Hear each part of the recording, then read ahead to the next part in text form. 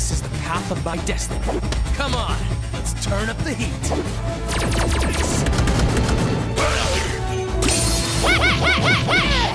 You got him!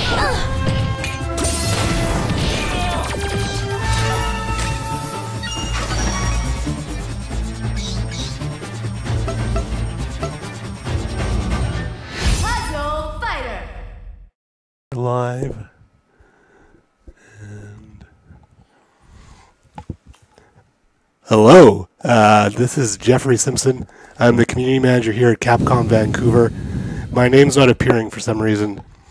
That is fine. There's a little technical difficulty, but the important thing is their names are here because these are the two of the men behind Puzzle Fighter. They are the designers, the lead designer Alijah and Peter, and they've joined me today. They're going to be playing some Puzzle Fighter, talking a bit about the game, talking a bit about balance and some upcoming balance changes we've got in the pipeline.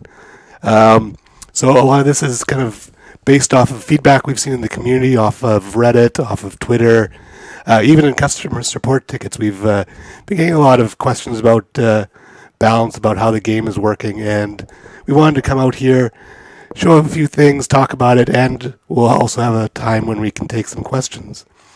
We are live on the Twitch channel. I'm going to pull that up here by leaning forward awkwardly.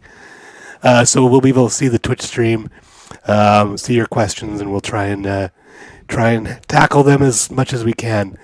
Again, this is the design team. So basically they come up with the counter gem patterns, balance, stuff like that. It's not necessarily everything they're going to be able to answer, but we'll do our best when we get some questions.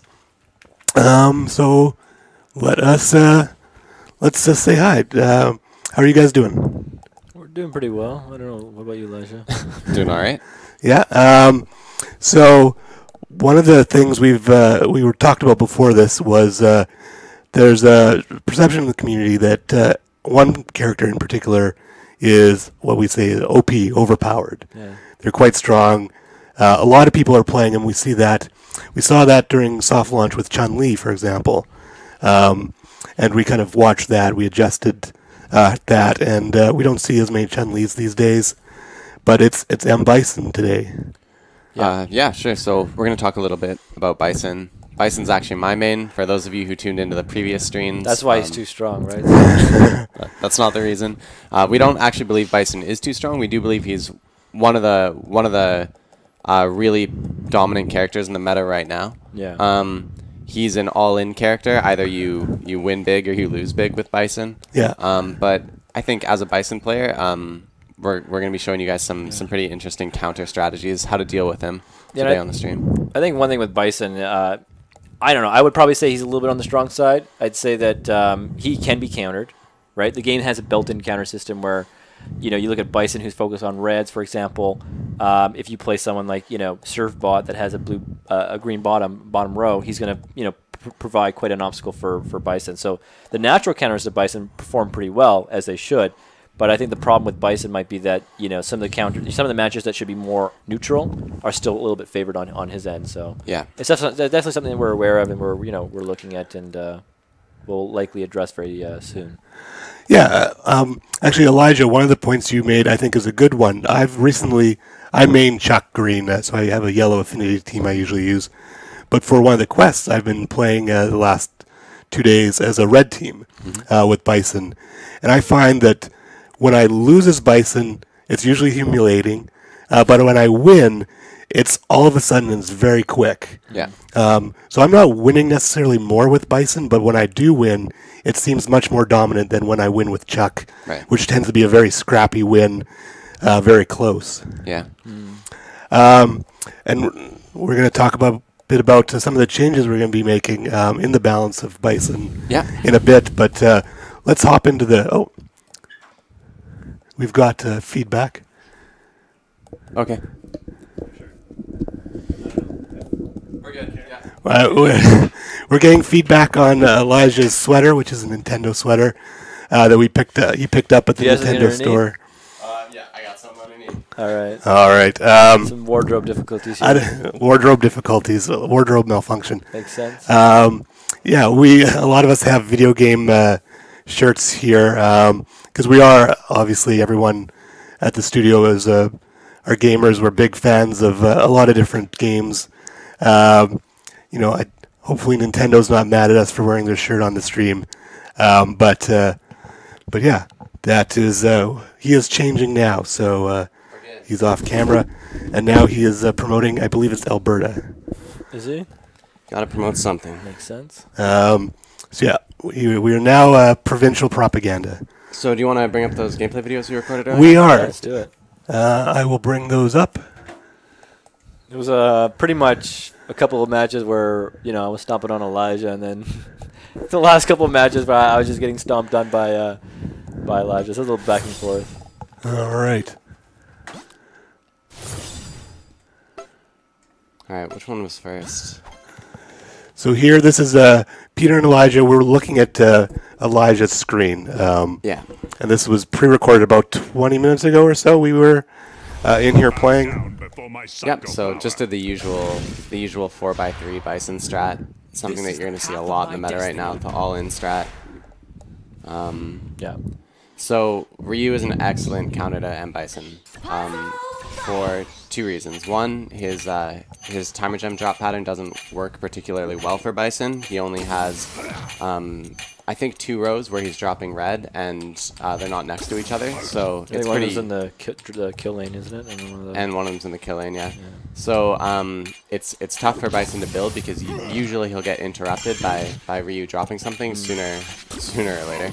And then the other reason is Ryu has that stun on his affinity and stun on his super, so that's going to make it really difficult for Bison to recover once Ryu makes his first big drop. So I think I actually went all in on the blue affinity, but against Bison as a Ryu player might have actually been more beneficial to split that up because you have the 3 your first 2 columns are just 2x2s. Yeah. But I mean, still very effective, especially when you're trying to. I mean, I was trying to overstack you in this game. Yeah, and it worked. Yeah. It depends on your character. Don't just like break things hyper aggressively, thinking that you'll always overstack people. You have to be aware of your drop pattern and their ability to deal with your drop pattern. But I noticed too, like again, noting that you have, I have one of my reds in the kill overstack lane. I kind of went in knowing that if I am a little aggressive and I give you a bit more, you're gonna have to take a risk to try to take advantage of it. Yeah. And that's assuming you went reds. Now, if you decided to go blues, right, you could have built on my on the left side and probably done so a lot safer. But you wouldn't have had both reds to kind of back you up. So it was a little bit of a trade-off there. Yeah. Yeah, I think we switched it up a little bit. I'm not sure if we do one more Ryu game or if you switch to Jill. But yeah, some of the best counters to Bison right there are probably Ryu, Jill, Servbot. Yeah. Honda is a pretty fair match, but in certain scenarios, depending on which skills Honda brings in, he can actually do all right against Bison. Yeah. I'm trying to think if there are any other particular counters. No, right now, I think really, if you're going, again, it should depend on your strategy, but if you're building the 4x3, you should have no challenges building possibly even 2x3s before that 4x3 is ready. Yeah. One of our players also just mentioned Blanca as well. Blanca's also an excellent counter. Yeah. He doesn't drop any reds, so pretty much you're forced to build yellow or green. So you're already building non-affinity. So that can be already you're sort of at a disadvantage. And then usually, like, Blanca's one of the only characters that can actually survive Bison's huge burst combo. You know, it's interesting though. As a player, if people are playing Blanca, kind of as a counter to Bison, as a Bison player, you could stack 2 yellow characters or 2 green characters into your team, and effectively get a level 2 affinity off, like effectively nullifying that metagame counter right there. Yeah. That can be tough though, because if you don't get that extra damage and that extra push, then if you take them to, let's say, half with your big break, I don't know how you're supposed to get the other half. Like, hopefully your super and all your basic attacks combined can get it, but it's pretty tough for Bison. I think you run the 4-3-3-3 combo, right? The 4-3-3-3, yeah. Yeah, I usually go 4-3-3-2, so that I could have that finishing, that finishing element. Do I cut you off here? Like, are you able to get to that 4x3? I can't. No, you totally overstacked me. So Jill's drop pattern is so difficult for Bison to deal with. Yeah, it's a very hazardous drop pattern for sure. Yeah. So, like, the reason being, like, her drop pattern, it's one of the strongest in the game, and she has 2x3s as a skill condition, so she's able to get her skills off relatively frequently. She's able to drop, like, really difficult small amounts of gems. Yeah, I think that drop pattern is probably the biggest thing. I mean, it really comes down to, again, versus Bison. Bison has to build a 4x3, and against equal skill players, if you're building 2x3s or 2x4s, even 2x5s, you should be building and crashing quicker than that Bison's able to get off that 4x3. So you're really relying on having tempo on that on your opponent. Yeah. And really taking advantage of that. Yeah. A lot of players also sometimes you end up in a scenario where you start off well, but you don't really have a plan for like mid-late game, and you just basically start crashing like, you know, just whatever you can. Random stuff. And that's where Bison will kind of come back, because he has the health to sustain that initial attack and kind of build through it and you know, dig back to that red. I remember having a number of games with you where I almost overstacked you, but then you're able to get, and you had a 4x3 ready, but I kind of blocked it, but you're able to dig it out and activate it. And I find those games are actually quite intense and quite. I mean, they're fairly won, to be fair. For sure. Yeah. In this game, again, going with the usual strat for Bison, just trying to rush that 4x3 on the right side. At this point in the game, I've already hit the sort of the safe zone, where now even if he does drop something with Jill, it's just going to feed that lane on the far right and help me build that 4x3. And here I actually managed to get it pretty quick, thanks to like some lucky drops. Yeah, man. So at this point, the name of the game is don't overstack and try to keep that gem open so that I can break it as soon as possible. It's actually a 5x3 now. Yeah, that's just going to crush a character like Jill. Mm-hmm. Yeah, and you just see I just didn't apply enough pressure as Jill in this match. I think I kind of messed up some of my early drops, and I kind of paid for that. Yeah. Now, one thing, when I compare it, this is more of an overall point as opposed to Bison specific. When I compare my play to what I'm seeing here, you guys are a lot quicker in how you're dropping. Yeah. How do you get, is it just practice? Is it knowing the game better? How do you get so fast? For me personally, it's that transition from looking at your game board to looking at your next gem. Okay. So if you're looking at your game board and you're focusing on your game board, you're playing very reactive, right? Whereas if you're already looking at the next gem, you're thinking as you're looking at the game board where that next gem's going to go. So really, you're just waiting. You know, I think at our level, we're just waiting for the gem.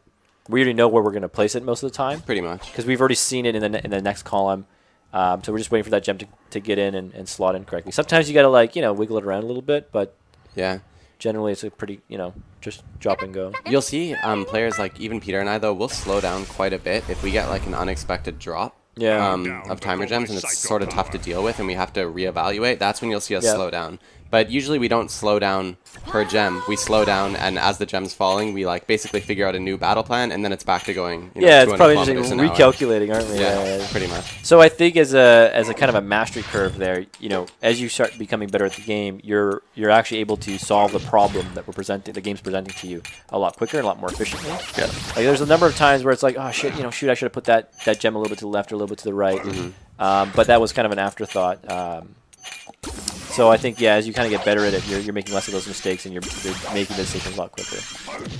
That's kind of what it comes down to. In this game, for those of you who play Servbot, you're probably wondering why I didn't just build yellow on the left. I think I just totally messed up in the beginning there, but I tried to compensate by building green and blue in the middle and the right.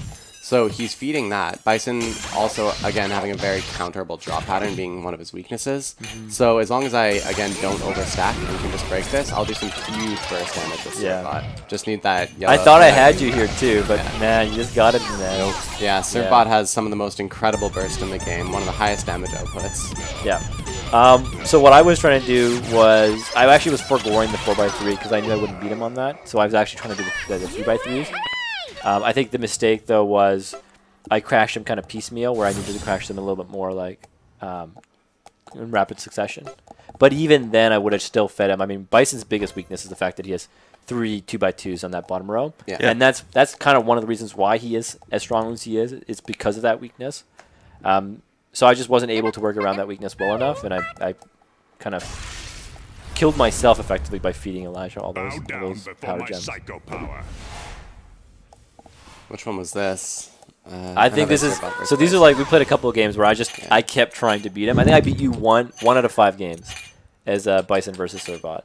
Using the tactic, maybe my tactic wasn't effective. Maybe I should have stuck with the 4x3. But I mean, I just felt like if I did that, it would likely end up in the same scenarios that when you do the same thing versus me. Yeah. In this one, I learned my lesson. I started building yellow on the far left. The goal is to build some people call it a step ladder or a staircase. That's what I started building there. That's basically where you build the gem you're trying to build. You put one gem of a different color in between, and then you start building the same gem again on top. So you're going to get one huge break and activate all your skills twice. That's one of the best 2x-whatever strategies. It works for 2x2, 2x3, 2x4s even. And the nice thing with that is a normal 2x3 would only send maybe your first row and a little bit after that. Whereas if you do bookmark, you're going to actually get to the third or fourth row. Yeah. So if you have, like, let's say, things like Bison, you can cover up that weakness. Yeah. Right? If you were able to bookmark two 2x3s. That's so fun when you pull that off and you just get all that burst damage. Yeah, man, I feel you. And yeah, those are well fought and pretty fair battles. Like, one thing we do want to mention is, like, there's a lot of discussion in the community, especially regarding like tiers and who's good and who's bad. I kind of want to talk about a little bit of our strategy. Like, we are aware, we look at that feedback, so we're aware kind of what's being discussed and what the sentiment of the community is. We're also looking at game data. That's something that we kind of evaluate on a weekly basis to kind of see what the trends are. So we know what the top picks are for, Gold League. Yeah. We know what rookies are playing. We know what silvers are playing. We can look at the total cohorts, like what all players are playing. So we have a really good, from a data perspective, we have a really good idea of like how frequently characters are picked and how frequently they're winning. So, for example, you send me some stats I've got here.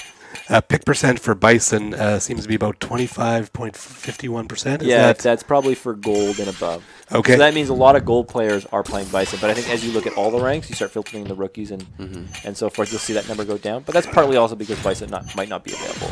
But his actual win rate is not as high as you'd expect from all this talk. It's 52%. So he's winning a bit more than half the time, but not so significant that it's crushing people. We're not seeing.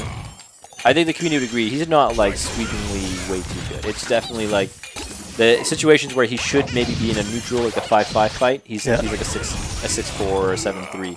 I think that's the type of scenario where I think that's where we're at. I think on the whole, the community generally, and they can correct me if I'm wrong, been quite happy with the balance. I think it's just like one or two things where they like this. He's actually the third highest ranked character in terms of win rate for that. Yeah, we actually see Blanca at the top, but that's probably largely a result of the metagame and Bison, Blanca being the counter to Bison, right? So players are right now counterpicking Bisons with Blanca. He's got green and blue green and yellow on the bottom 2 rows. Yeah. So he's a natural counter. He's got stun. He's got pretty high health, so he can take that first. He can take a burst from Bison. So he's a good counter pick right now. And while the people trying to counter Bison might not appreciate me saying this, but if you're a Bison and you're looking to counter a Blanca, your best bet is building into his drop lane. So, for example, doing like a 4x3 green on the right side. If you build a 5x3, that's actually your best bet. The 4x3 will probably just take Blanca to like 70%, and you're not going to be able to secure the other 30. So you're going for the overstack. Yep, basically go for a 5x3, either overstack him or just completely overwhelm him, and then after that, just use whatever you can to chip him away with basic attacks and other damage. But be careful, because you'll probably have like Hagar or somebody who can heal supporting him. So so just to continue off of that, like, we are looking at the top list, we're looking at the bottom list, we're looking at the feedback. One of our goals is we always kind of want to take one of the bottom list characters, one of the low pick, low win rates, we want to bring them up. So that's always one of our goals for the balance updates. The other goal is to kind of look at the top and see what we need to adjust.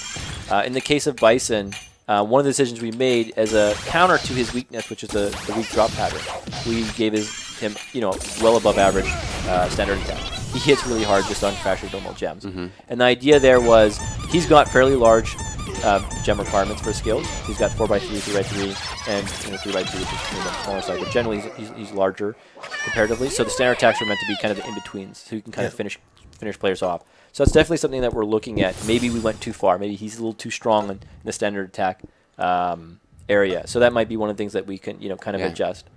But again, that was there to compensate for his weakness. He does need to compensate for that weak drop pattern. As you saw in the serve bot battle, Alijah was easily able to take advantage of that and really, punish me.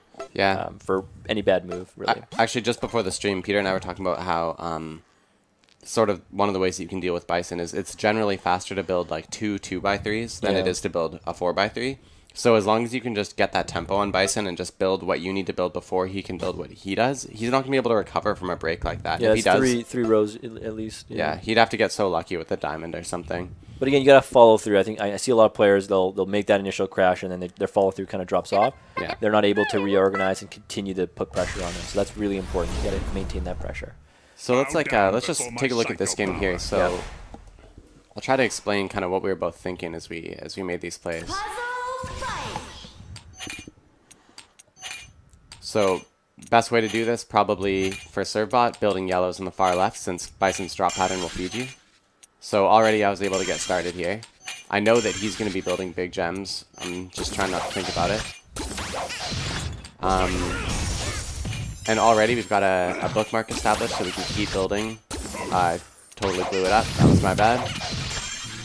Kind of put myself at a disadvantage too.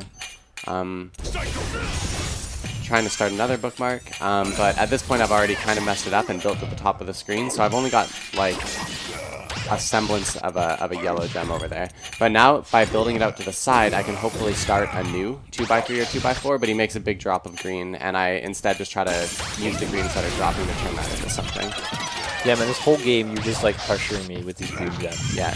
This is super risky. I'm building right into my drop lane, and I'm just hoping for a green crash gem because I could get overstacked so quickly. One thing I was trying to do was actually save my diamond to crash green, because he was just sending me like green, green, green, green. Yeah. So just knowing that that was his current strat, having that diamond ready to kill the green. But I think you kind of got me in a weird spot where I cleared all the green, and then you sent that yellow crash to me, and I didn't have any answers to that, and I just couldn't recover. Yeah. To answer the question in the stream right now, is there any reason to use Bison's 2x3 skill? There is. One of the big flaws of Bison's 4x3, 3x3 combo is that he's not able to close off the finisher for the damage. He can't get that last bit that he needs. Oh, we will change this. I think that was our last game, so. He's not able to close off the games, whereas if you run the 2x3, you actually have a practical way of getting damage in the late game. Yeah. Well, another thing, too, you might look at that 2x3 and think to yourself, okay, I'm building a 2x3, and that's how this should be. No, that's actually not true. Because of his drop pattern, you have to build 2x3s. Yeah. Even though Bison has a 2x3, to really be competitive, you're actually still required to build a bookmark 2x3. So you're going to have basically 2 2x3s crashing. That's about 3 and a bit rows of counter gems. And that kind of covers your weakness. If you just go for a single 2x3, which is what I was trying to do versus serve bot, you're just going to feed, and that's probably in most cases it's probably just going to work to your demise. Mm-hmm. All right, so we teased some balance changes. Now these are going in. Is it next week? Yeah, next week we'll see a nice little update go out, and has quite a few goodies in it. And we're going to post the fine details of this later this week, possibly today if we can get it done in time. But can you kind of talk about a bit about what we're doing in terms of the balance tuning changes? Yeah, we're looking at a couple things. Again, as I mentioned earlier, we're looking at what are the low pick characters, what are the low win rate characters, how could we make them a bit more competitive. In a previous update, for example, we looked at Morgan, and we wanted to bring Morgan kind of from near the bottom to the mid or top of the charts, and we kind of saw some success. We saw her jump up 4 or 5 spots, but maybe she's still not in the place that we'd like her to be. So we still think that we like her play style. We think that there's still some obvious weaknesses. There's a bit of a meta with Morgan too, for example, like because she has red in the first 2 rows, she's going to be a feeder for Bison. So she kind of has some natural holdbacks there.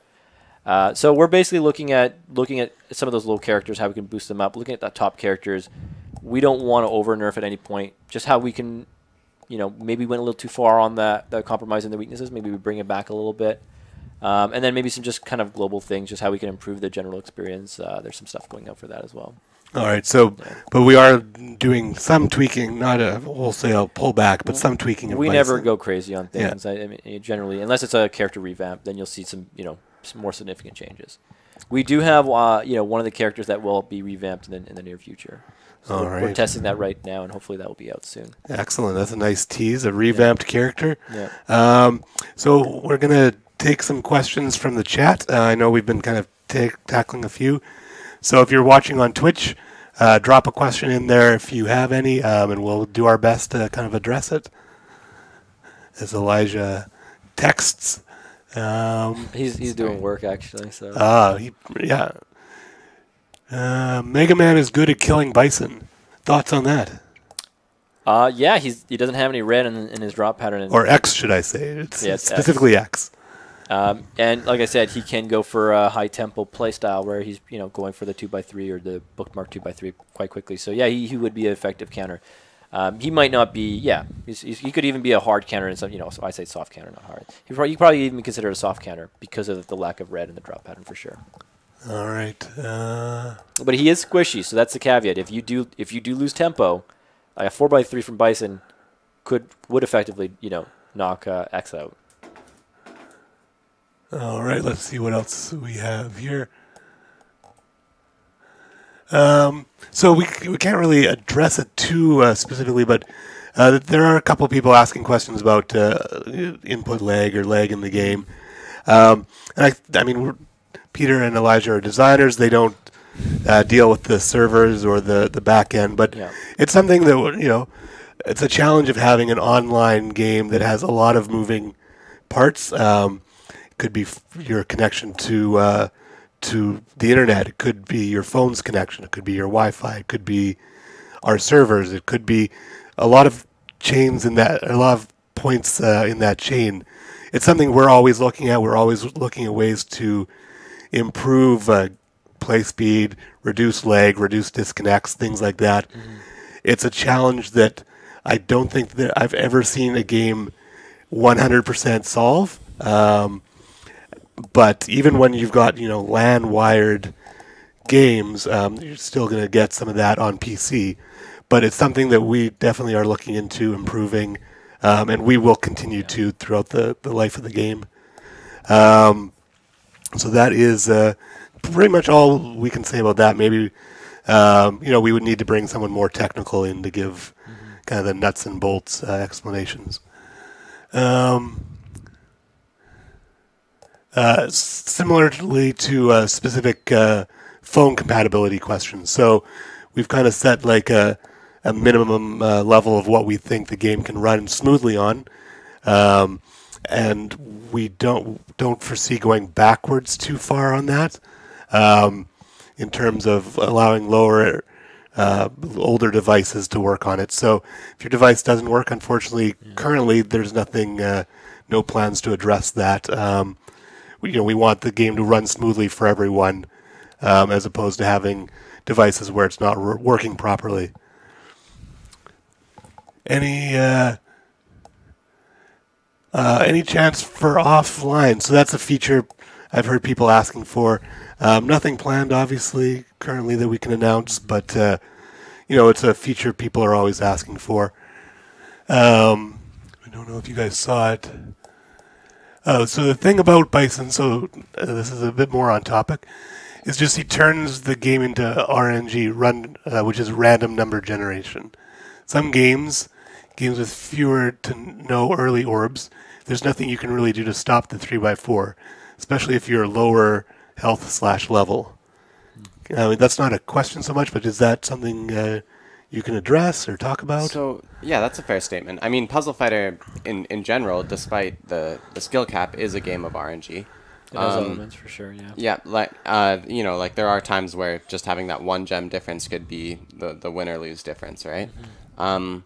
But is Bison a game of RNG? I think, so yeah, RNG is obviously, a part of all of Puzzle Fighter, but I think that playing against or as M. Bison is actually more of a game of speed than anything. Yeah.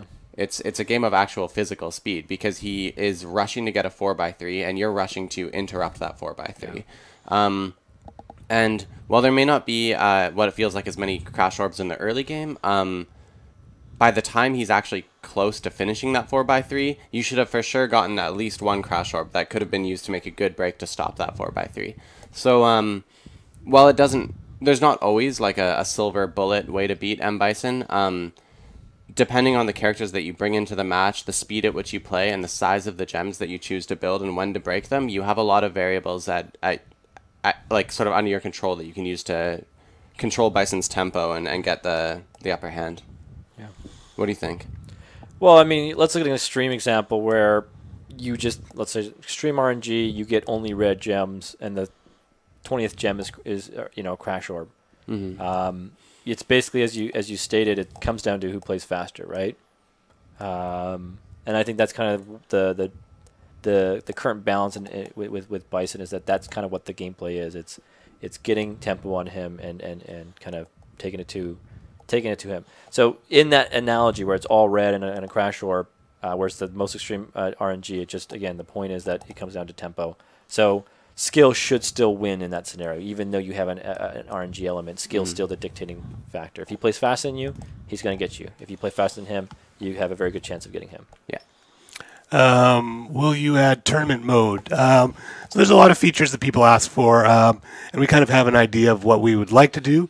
Nothing to announce on that. One thing we did add recently to kind of improve competitive features, and so this could facilitate tournament. There'd still be, you know, someone running a tournament would still have to do a lot more legwork than the tournament mode, but was the kind of leveling for friendly battles. Equal leveling, yeah. So that when you play your friends, you can set it so that you're both, and they were doing it while they were playing, you're both max level.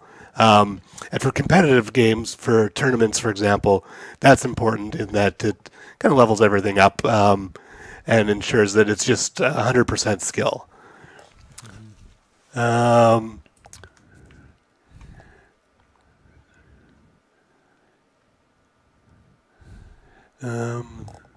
It's going to be good. I think we had some questions earlier on in the stream too. We might have missed while we were talking. So we're going to scroll back a little bit and see what other questions. So in terms of, there's a lot of like, are you going to add this feature? Are you going to add that feature? That's something, you know, unless we've announced it already, we're not going to say whether we're going to do it, because you know there's a lot of stuff we'd like to do. We don't always get the chance to do everything we would like. Oh yeah. And the danger is announcing something that maybe we intend to do, but for whatever reason we don't get to do it. Lots of games run into that. We don't want to promise something that we're not 100% sure that we're going to get you guys.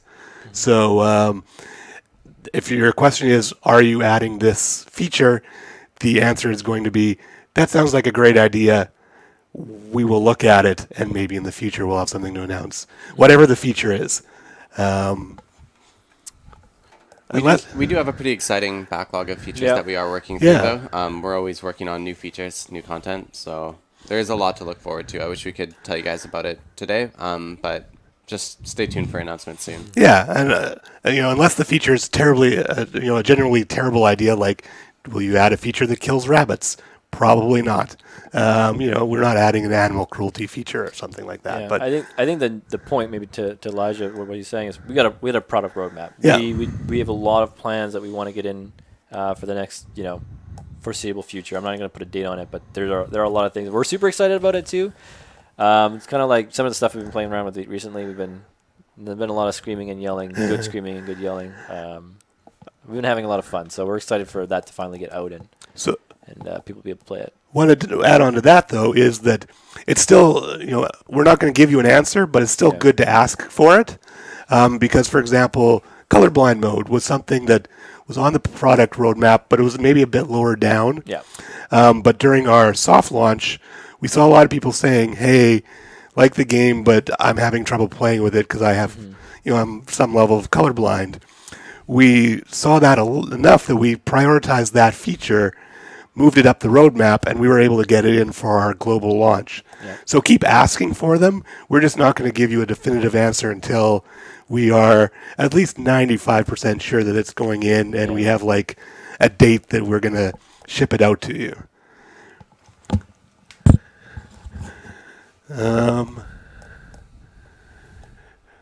Actually, speaking of colorblind mode, missions, this is maybe a design issue. Missions do not change the color name. What is So I imagine if it's something like maybe quests like play 10, play 10 yellow, play 10 blue, that type of thing. Okay, something we can look into. It's a fair point. Yeah, so it doesn't change to reflect the fact that you're in colorblind mode. All right, so let's go up. Will you release the original Puzzle Fighter to Android? There's no plans to release original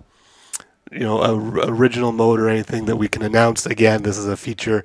This is the Puzzle Fighter that we're focused on. We're not going to release a second Puzzle Fighter for Android. We're on Android and iOS right now, so that's all we can really say about that.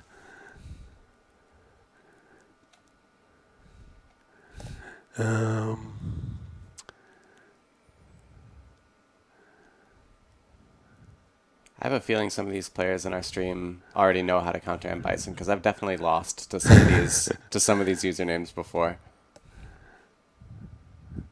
There's a question about inappropriate names. I imagine that's sort of the name filter in the game, which doesn't let you call something like.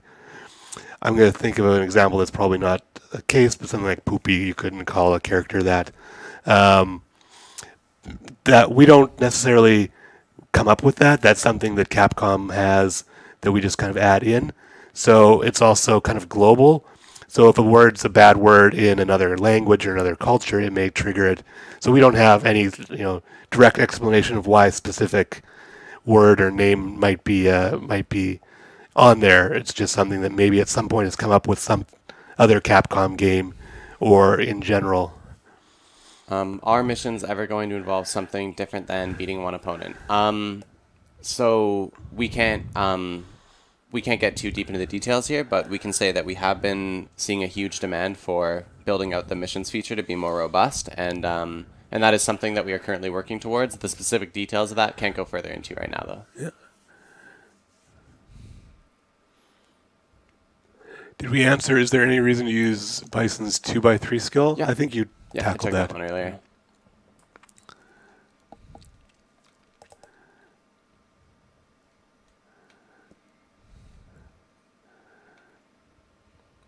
While Jeffrey's looking, Peter, why don't you talk about like who your favorite characters are in the meta right now? Who do you like to play and why? I mean, I generally play Ryu. Yeah, I just like his flexibility. He's a very neutral character. Doesn't lend himself to being, exploited. He doesn't have any real direct counters. He's a pretty neutral character. He's good against everybody. Great against no one specific. He's got a lot of flexibility in his playstyle. What about for the team? I mix it up. Sometimes I go all blue. Sometimes I'll add in some. I like to put Dan in there. Dan with Ryu. Yeah, because you can get a lot of like 2x2s off quite easily. And start stacking the buffs. And start stacking them, and then get the super in there. So yeah, it kind of depends. Sometimes I go all stun, so I'll go like Dante and like Blanca in there or something. Yeah, it's decent. Yeah, it depends on what kind of I want to feel in. So a couple questions. We can't be super specific. First off, new characters. We're talking about how we're going to tease our next new character. Yeah. We have new characters coming, absolutely. They're on their way. And the other one was... Can we like hype them up? Do you want to hype these characters up a little bit? Yeah, hype them up. Like we are super hyped about these characters. Like I can't even... I mean, we want to talk about it today. We want to talk about it yesterday. We want to talk about, what... But yeah, we're super hyped about the characters. And I think you guys will be too. It's even some things that we've seen some discussion from the community about on kind of what they'd like to see. So yeah, I think there'll be some pleasant surprises there, and I'm pretty excited about this character. It's if you were asking me in sometime in the future, I'd be like it would be one of our new release characters would be my favorite one. Yeah, for sure. Yeah. So another question. I'm going to reword this question. It's asking about a redesign of the HUD, the kind of the user interface around the health bars. And one thing I see a lot in the community is kind of a confusion at the end of the game where you might see you've lost, but you've got like a sliver of health. Can you kind of talk about why that happens?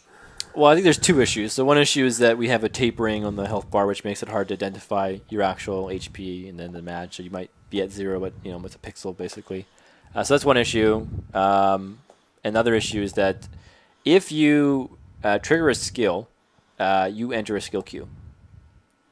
But if your opponent triggers a skill before you, their skill goes off first. So that's why we have a skill queue. So if I trigger 3 skills and then right after Alijah triggers 3 skills, instead of arbitrarily saying that Alijah gets to go first, it's in order. It's in the correct order which it was triggered and the server received the message. So as a result, if you can imagine an endgame sequence where Alijah set up this big attack, he's going to KO me, but it's going to take 4 seconds, let's say, for the animation to go through.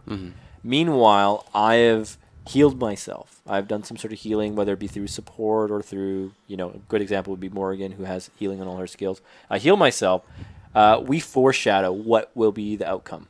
So if you deal damage, we foreshadow that through a red kind of overlay on the health bar.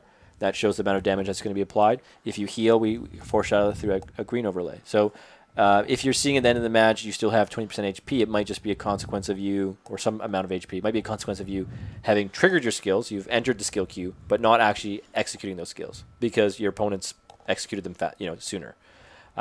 So, really, what I'm trying to get at is your opponent should have won. They triggered the skills quicker. Yeah. We are making sure that order is being respected, and we're giving them the win, even though you're forecasting an HP increase. Yeah. Which character is losing the most in Gold League? Which character is used the least? So that would be lowest pick rate. Oh, I'm seeing losing the most. Well, but, you can look at either way. I mean, I don't think it's currently sorted by pick rate. You have to visually do it. You'd have to do some math. Pick rate seems to be Dan is the lowest picked. So that's actually for gold, which makes sense. Yeah. I think there's a lot of negative stigmas attached to Dan, but Dan's actually he's pretty decent. He's sort of a, how do you describe him? He's a total all in.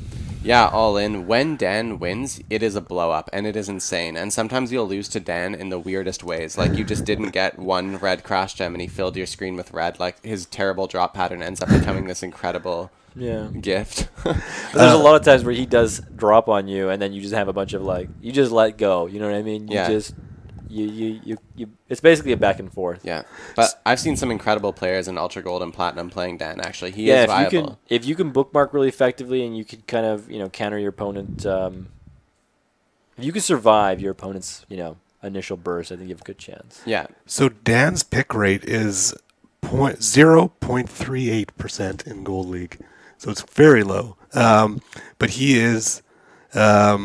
He's winning a decent amount. Like he wins about 43% of the time, which is a little lower than average, but it's a pretty good amount. So it suggests to me that people who are picking him know what they're doing with him. What attacks do the best Morgan users choose? So that depends on the player. It depends on the meta. It depends on a ton of things. But what I can recommend for you right now is going 2x2, 2x3. So I'd take that next level. I think it depends on your affinity picks. If you go for an all green team, you're gonna want to do a 2x2 and 2x3. Yeah. Because you'll get the affinities more frequently. Yeah. And you'll get that healing boost. But if you decide to deviate and go 2 or 1, like split it up. Yeah. Then you can be more inclined to go for that 4x2 because you have less incentives to build multiple skills. Yeah. At the end of the day, if you do a 4x2 and a 3x2, you have a higher potential damage output, right? For sure. I agree with what Peter just said, and neither of us are actually Morgan mains, so this is just our opinion. But yeah, like I mean, all of our skills are supposed to be balanced to be equal but different. Some skills are stronger than others, but they have higher skill conditions. But anyways, it's whatever works for you. I recommend using smaller skill conditions in the current meta against characters that have these big blow-ups. Yeah. Yeah. And I saw something about expanding the friends list from 20 possible friends. Again, that's a feature we're not able to announce it, but it's certainly something we've seen feedback on. Like the 20 friends is here we all have everyone's playing Puzzle Fighter, so if we just add the people on the Puzzle Fighter team and then 1 or 2 friends, we're well past the list. So it's definitely something we're aware of. We're not announcing anything. Alijah Ladd is a really cool name. Oh, thank you. So congratulations to Elijah's parents. Thanks, Mom. And have you guys seen any other questions in the chat there that you want to address? Or because I think I can't read. I don't know how you guys are reading that far. I am leaning forward. We need a bigger chat screen, I think. It needs to be at least 3 times bigger. For those of you who didn't tune into the last stream, when we got a similar question asking for hints about the new characters, I did give a hint in the last stream. I'll give the same one this time, which is our next couple characters are characters that are from Capcom games that currently are not in Puzzle Fighter. So we don't have any characters from these games in the current game. These are from brand new, totally different games. So yeah, get stoked. All right, excellent.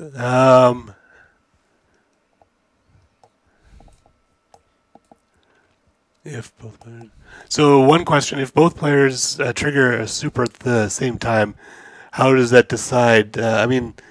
Server mediates. So server mediates. There's someone's triggered it faster, right? Yeah. So whoever's triggered it faster will go first. The damage will be calculated first on their attack. Do super skip skill cues? Yes, they do. There's a little caveat there, which is they skip skill. They only so if you do a simultaneous sequence, that's kind of let's call it a chunk. They skip chunks, but they can't interrupt a chunk. So if I've just I bookmarked 2 2x3s and I'm going to trigger 4 skills, you can't super in between those 4 skills. Those 4 skills will complete, and then you'll get your super. Yeah. So if the skills start, then you can't jump the queue in between. But if they haven't started, you can jump before the skills. I think so. Okay. I didn't word it properly, but all right. I think the answer is yes to what Jeffrey just said. Yeah, that is correct. Yeah. All right. All right. So people are speculating about what characters. We're going to do a tease next week. Possibly. Get hyped. We're possibly, even show off something. I'm sure there's some good theories out there that I've seen. And some detectives have managed to guess a few of them. Maybe one thing worth noting too is we're also trying to add a little, add new twist to each character, and we're also looking at adding new skill types or new skill requirements. So there's a lot of new things that we're trying to do to make things interesting and to kind of continue to build on the game. So yeah. All right. Anything either of you want to say before we sign off? You think we've covered everything? That we wanted to get out? No, I think we got everything. Yeah. Unless there's any final questions, you guys have 10 seconds. 10 seconds. Let us know. I mean, that's you're gonna have to type really fast. Does the super go ahead of the other player's skill chunk? I mean, I think that's what we're saying. If the skill chunk hasn't started, it will go in front of it. But once it's started, it won't kind of slot in the middle of it. You thought we were going to share the balance changes. Did you want to go a little deeper into them? No, let's wait until we post them officially. Yeah, so we're going to have we'll have a blog post up on the blog, and it'll have Bison tune point whatever percent, 1%, whatever the percentages are. I don't actually know. I haven't seen them yet. They're all in Peter's head still, I think. And then just kind of those specifics that we'll drill down, but essentially it's to tweak Bison a little bit and to build up some lower level characters. And to be clear, Bison's still viable. It's not going to be. We're not taking him at the knees. We're just doing minor tweaks. Yeah. And we'll reevaluate. We'll see what impact that has.